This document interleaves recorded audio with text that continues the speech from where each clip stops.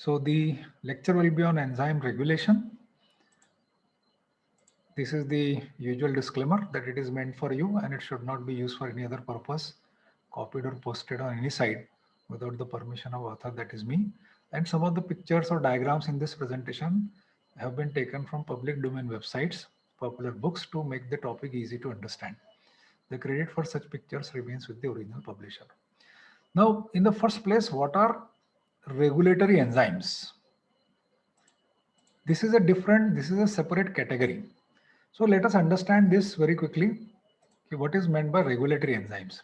So you know that cellular metabolism operates, cellular metabolism, that means the metabolism that is taking place within the cell. Metabolism means it can be a biosynthetic pathway or it can be a catabolic pathway, degradative pathway. So metabolic pathway or metabolism operates in the cell through multi-step enzyme catalyzed pathways or cycles. Some are pathways, they are multi-step. Okay, there are more than one step in it. For example, glycolysis. So it's a pathway. Cycle, TCA cycle. It's a cycle. It is again multi-step, right? So cellular metabolism operates through multi-step enzyme catalyzed pathways or cycles, leading to what? Leading to synthesis or breakdown of biomolecules. So it can be catabolic pathway or it can be anabolic pathway, right? In such pathways or cycles, the product of preceding step serves as substrate for the proceeding step. For example, if it is a pathway, that means A is getting converted to B, B getting converted to C, like that. So what happens? The product of this reaction, the product of the first reaction is B. And this B, the product of the first reaction, serves as a substrate for this reaction. B getting converted to C, C getting converted to D, like this. So C is the product of this reaction and it serves as a substrate for the next reaction. So product of the preceding step serves as a substrate for the proceeding step. Now most of the enzymes, each one is catalyzed by one particular enzyme. So most of the enzymes in this pathway or cycles, they follow the typical kinetics we have already studied. So all these enzymes, they will follow those typical Michaelis-Menten kinetics we have already studied. However, there may be one or more than one enzyme in each pathway or cycle which has greater effect on the overall sequence. Okay, there may be one enzyme or there may be more than one enzyme in some pathways or in some cycles which will have greater effect on the overall sequence. These enzymes, they are called as regulatory enzymes. So majority of the enzymes in a pathway or in a cycle, metabolic cycle, they will be following the typical Michaelis-Menten kinetics. But there may be one or more than one enzyme in each pathway or cycle which will have a more pronounced effect on the overall pathway, right, or cycle. And those enzymes are called as regulatory enzymes. So you must first understand what is meant by regulatory enzyme. So it is a separate group, it's a separate class which has got some additional features, additional characteristics. Okay, and they have the capability to alter, to more pronouncedly affect the entire sequence or entire cycle, and they are called as regulatory enzymes. These enzymes, they show increased or decreased catalytic activities in response to certain signals. Okay, in response to certain signals, their activity can be increased or their activity can be decreased, and their activity then decides the course of action for the rest of the metabolic pathway. The ability to adjust the activity of certain enzymes and in turn of entire pathway or cycle help the cell organism to meet the changing needs of energy and resources. So this certainly helps the organism to adjust to the changing needs of the energy or resources. Okay, these enzymes, they will help regulate the entire metabolic pathway or that entire metabolic cycle, and they will help the organism, they will help the cell to adjust to the changing needs of energy and resources, and therefore These regulatory enzymes, this class of enzyme called as regulatory enzymes, they have a very significant role to play.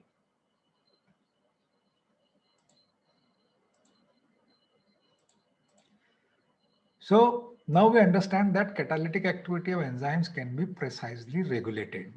Okay. And there are four major types of regulatory strategies. I am saying four major. There are additional also, but four of them are major regulatory strategies. And what are those four regulatory strategies, major regulatory strategies? One is called as allosteric control. Second one is called as regulation by control proteins. Third one is called as covalent modification. And the fourth one is called as proteolytic activation. These are the four major, what you can say, regulatory strategies. So let us understand each one of them in detail. We'll start with allosteric control. So what is meant by allosteric regulation? So allosteric regulation, it is also called as feedback regulation, or it is also known as end product inhibition. And the enzyme is called as allosteric enzyme. The one which is inhibited by the end product, which is subject to regulation by the end product, that enzyme is called as allosteric enzyme, right? And this name, allosteric enzyme, it was proposed by these three very famous biochemists. We'll be coming across their names more than once in future also. Jacob, Monod, and Changuis. They proposed this particular name, they coined this particular name, allosteric enzyme. What is meant by allosteric enzyme? Allosteric enzyme means these enzymes, they have an additional binding site. They have another binding site, additional binding site. All enzymes, you know, have a substrate binding site. You call it as an active site, right?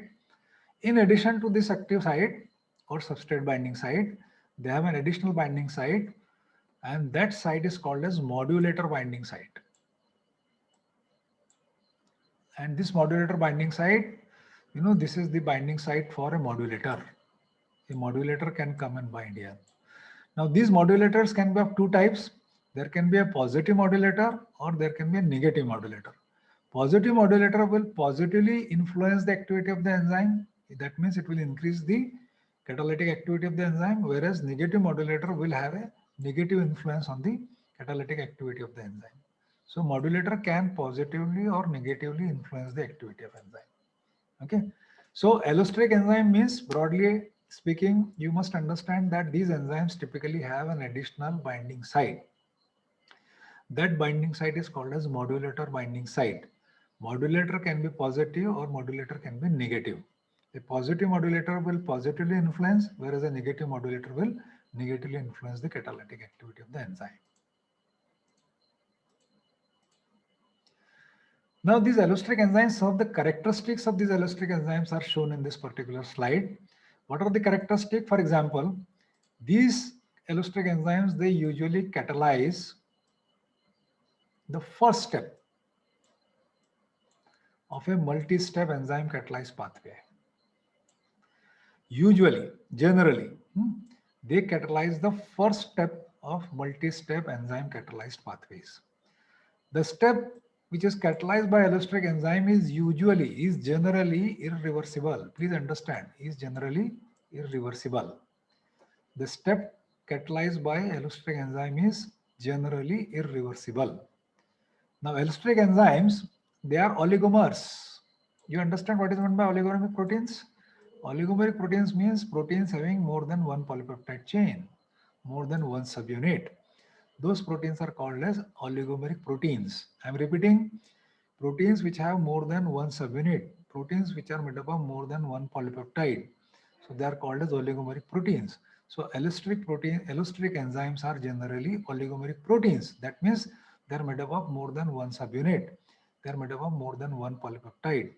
They are usually more complex and they have a higher molecular weight. Because they are made up of more than one polypeptide chain, 2 chains, 3 chains, 4 chains, 5 chains, like that, obviously they will have higher molecular weight and they are difficult to purify. These are some of the characteristics of allosteric enzymes, that they are generally oligomeric proteins, they are more complex, they have higher molecular weight, and they are difficult to purify. And another characteristic feature is that they do not follow the Michaelis-Menten kinetics. They do not follow the Michaelis-Menten kinetics. So these are different class of enzyme. Okay, as I said, in a metabolic pathway, majority of the enzymes will follow your regular kinetics, but there will be one or two enzymes which are, conferred those what you can say regulatory features. Those enzymes, okay, they will not be following this Michaelis-Menten kinetics. So allosteric enzymes are one of them. So I have shown it over here. So you have a multi-step enzyme catalyzed pathway where A is getting converted to B, B is getting converted to C, C is getting converted to D, to E, and then finally you get the product P. So it's a multi-step enzyme catalyzed pathway. Okay. So usually as allosteric enzyme will catalyze the first step. This E1 is the allosteric enzyme. Okay. And the step catalyzed by allosteric enzyme is irreversible. You can see it over here. Rest of the steps can be reversible. Okay, but this step is irreversible, and this enzyme usually is generally is complex. It is made up of multiple subunits, and it is difficult to purify. It has got a higher molecular weight. So this enzyme, generally the last product of the metabolic pathway is P. This inhibits the first enzyme, the allosteric enzyme, right? It generally has a negative influence on the catalytic activity of this enzyme. So therefore, it is also called as end product inhibition. The end product of a metabolic pathway inhibits the first enzyme. Therefore, this is also called as end product inhibition or feedback inhibition.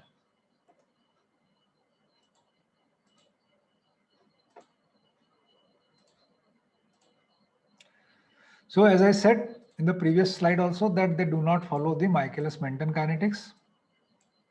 And therefore, the substrate concentration versus initial velocity V0 graph is not a typical rectangular hyperbola.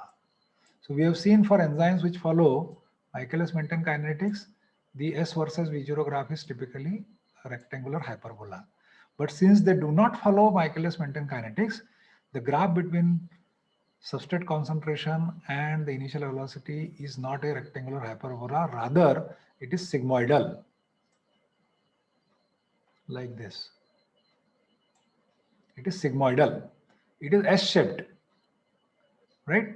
It is S-shaped. The graph between substrate concentration and initial velocity will be sigmoidal, S-shaped. Here you have S, here you have V0. So it won't be a rectangular hyperbola like you see in case of your other enzymes. So you can visualize the difference between the two. So allosteric enzyme, the graph between substrate concentration and V0 will be a sigmoidal, and therefore Km in this case is not referred to as Km, rather it is referred to as S0.5, means substrate concentration which is required for half maximum velocity, or that is called as Km. So Km is designated as 0.5 or K0.5, not calling it as Michaelis constant, not representing it as Km, rather we represent it as S0.5 because they do not follow the Michaelis-Menten kinetics. So essentially it means what? S0.5 means it is that concentration of substrate where the initial velocity is half of the maximum velocity. Now, since they show sigmoidal kinetic behavior, it reflects positive cooperativity between the subunits of enzymes. So I made it clear that typical allosteric enzymes, they have multiple subunits. So sigmoidal kinetic behavior reflects positive cooperativity between the subunits of the enzyme. What is meant by this? It means that structural changes in one subunit because of the binding of the modulator, they are transferred to the adjacent subunits through non-covalent interactions. So when the one subunit undergoes change, conformational change as a result of binding of the modulator, those changes in the conformation of one subunit, they are passed on to the adjacent subunit through non-covalent interactions. This is what is meant by positive cooperativity. Now you have two categories but don't get confused. You have what are called as homotrophic allosteric enzyme. In homotrophic enzymes, which are, I would say, less common, the substrate and modulator binding sites are same. Okay. In fact, substrate itself acts as a modulator. But I said these are less common. You have heterotrophic enzymes where the substrate binding site and modulator binding sites are different. In fact, it is also possible that they may be located on different subunits also. Please understand, in heterotrophic enzymes, allosteric enzymes, the substrate binding site, our original definition, and they have an additional binding site, modulator binding site. They are different, and it is also possible that these two binding sites may be located on two different subunits.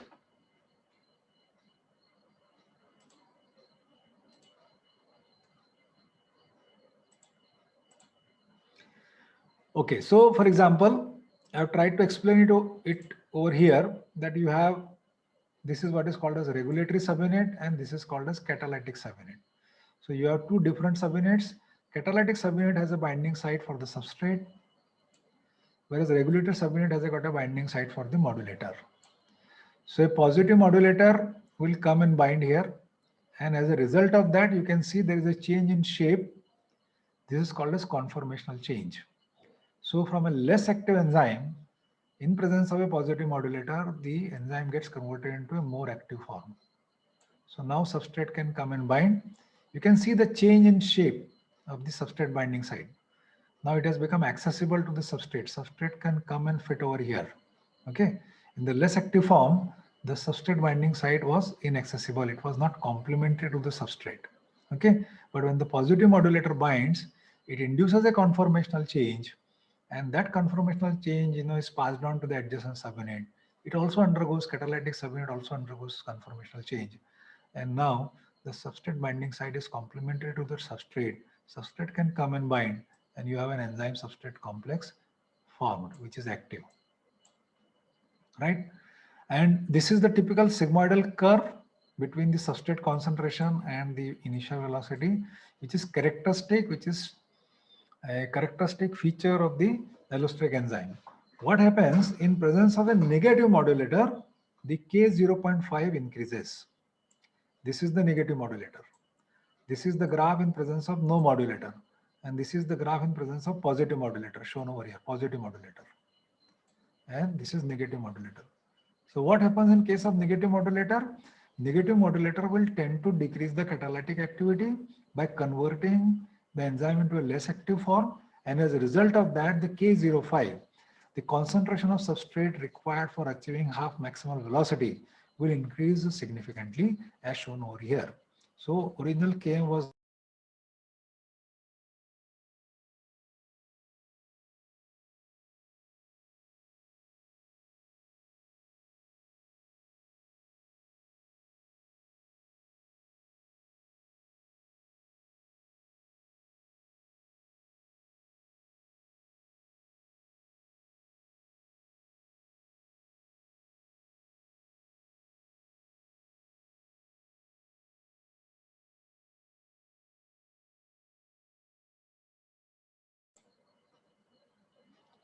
this is in presence of no modulator, this is in presence of negative modulator, this is in presence of positive modulator.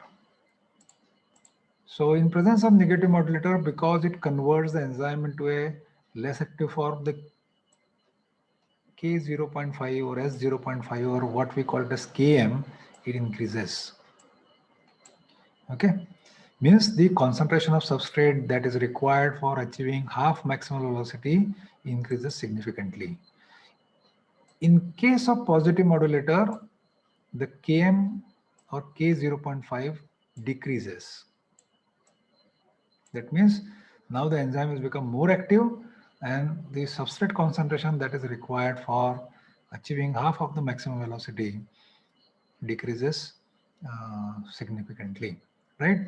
When you have more of positive modulator, higher concentration of positive modulator, in fact, it is also possible that the graph may look like a typical rectangular hyperbola. Okay, so you have more of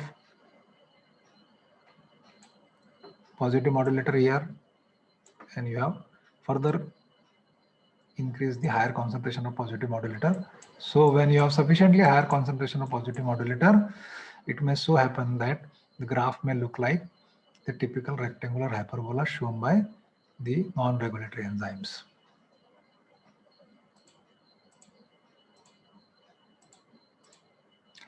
Now, one example, one very good example, the one which has been very nicely understood and studied is the example of aspartate transcarbamylase. This is an enzyme.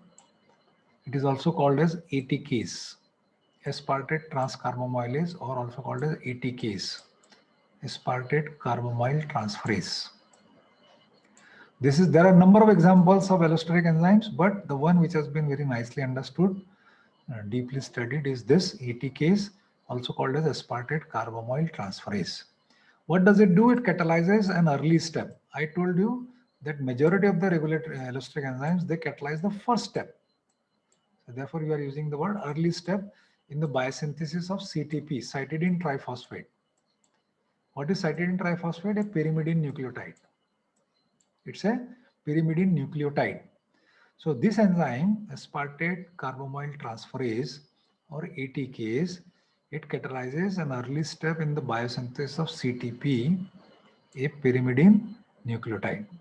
CTP is the end product of this particular multi-step enzyme catalyzed reaction.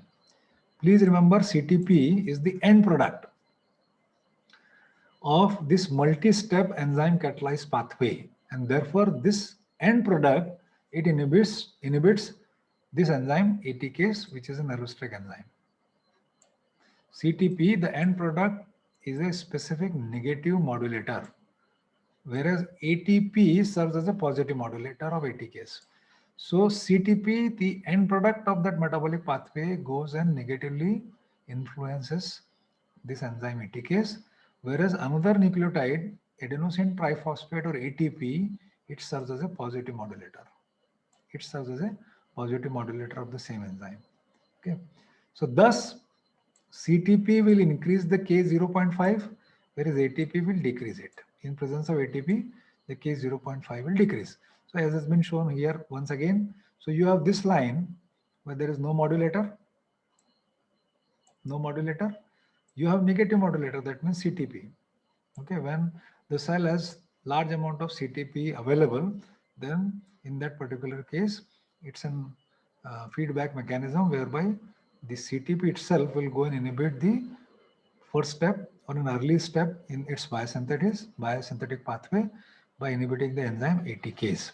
Okay, so in CTP will negatively influence, and in presence of CTP, the enzyme will get converted into a less active form, and as a result of that, the K 0.5 will increase.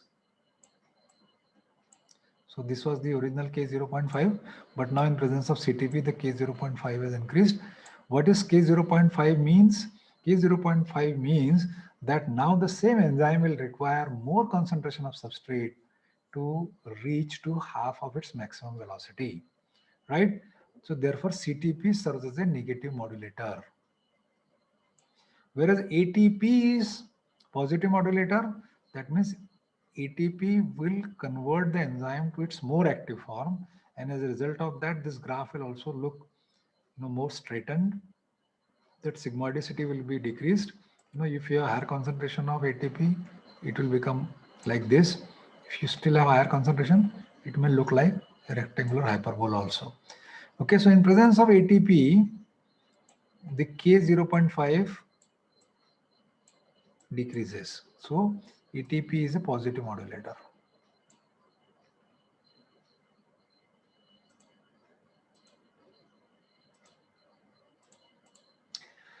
Now let us understand the structural details of this particular enzyme, because when there will be a question on allosteric enzyme, you have to explain it along with the example.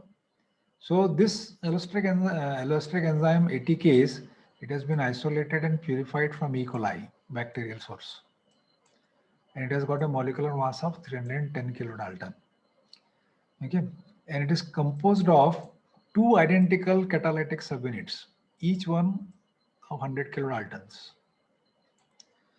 2 identical means same catalytic subunits and 3 identical regulatory subunits. Each is about 34 kilodalton. So please remember, I told you that these allosteric enzymes are oligomers. That means they are made up of more than one polypeptide chain. They are made up of more than one subunit. So here is an example where you have an enzyme which is made up of 2 identical catalytic subunits and 3 identical regulatory subunits. Each catalytic subunit in turn is made up of 3 polypeptide chains, C chains they are called as, having a substrate binding site each. Each catalytic subunit, in turn, there are 3 polypeptides and each polypeptide has got a substrate binding site. Similarly, each regulatory subunit, it is made up of 2 polypeptides called as R chains, each having a binding site for the modulator. Okay, so let us understand this. So you have the one in blue. These two are the catalytic subunits. So you have 2 identical catalytic subunits here. Each catalytic subunit in turn is made up of 3 polypeptide chains. One, you have second polypeptide chain, and you have third polypeptide chain. And each polypeptide chain has got a substrate binding site. Right? Similarly, you have 3 identical regulatory subunits. So this is one, this is second, and this is third. Right? And each regulatory subunit in turn is made up of 2 polypeptide chains. This is one, this is second. This is one, this is second. Like that. Each regulatory subunit will have 2 R chains. Okay. And 2 catalytic subunits and 3 regulatory subunits, they make the complete ATKs. Okay. In presence of mercury, these 2 types of subunits, they dissociate. So you have these 2 catalytic subunits. Okay. 1, 2, and there are 3 regulatory subunits. This is one, this is second, and this is third. In presence of mercury, the 2 types of subunits can dissociate. So in this particular form, the enzyme will be catalytically active. When the subunits have dissociated, it will show the catalytic activity. Okay, substrate can bind and get converted into product, but it will not be subject to regulation by the modulators because the regulatory subunits have been dissociated. So ATP and CTP, they will not affect the activity of the enzyme because regulatory subunits have been dissociated from the catalytic subunits.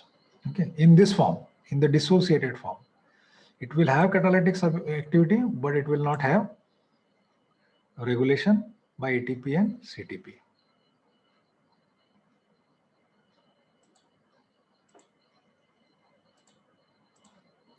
Okay, so what happens in presence of modulators? So as I said,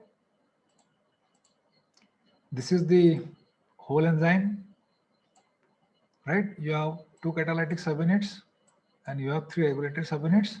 Each catalytic subunit has got 3 polypeptide chains. Each polypeptide chain has got a substrate binding site. Each regulatory subunit has got 2 polypeptide chains, R chains, and each R chain has got a modulator binding site. So modulator can come and bind here. CTP, now we know, is a negative modulator. CTP is the end product of that particular metabolic pathway. So it will go and inhibit the first enzyme or an early enzyme in the metabolic pathway.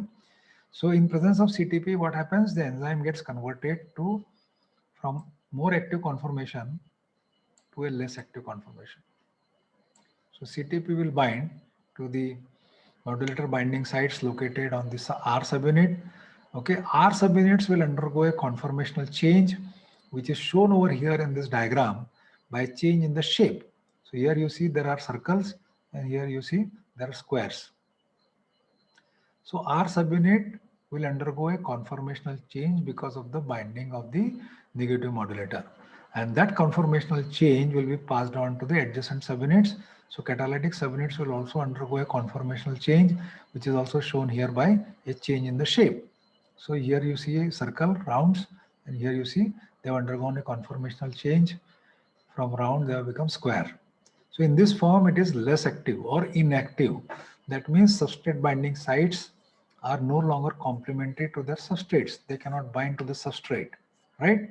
And as a result of that, the reaction will not take place, or if at all it takes place, it is going to take place at a very slow rate, right? So CTP will serve as a negative modulator. ATP, on the other hand, as I said earlier, serves as a positive modulator. So ATP will bind to the modulator binding site here in this form, okay? And binding of ATP, a positive modulator, will, cause a conformational change. So from square, now they will turn to round, right? Okay, the regulated subunits will become, they have undergone a conformational change. So from squares, they have become circles. And this change in conformation will be passed on to the adjacent catalytic subunits. So these catalytic subunits, which are square here, you can see they have undergone a conformational change and they have become circles. Okay, so an inactive conformation will have converted to active conformation and presence of ATP, and therefore ATP is called as positive modulator. So CTP converts the enzyme from its active form to less active form or inactive form, whereas ATP will have an opposing effect. It will convert an inactive conformation or less active conformation to a more active conformation of the enzyme, and therefore it is called as positive modulator. So negative and positive modulator will have this kind of information.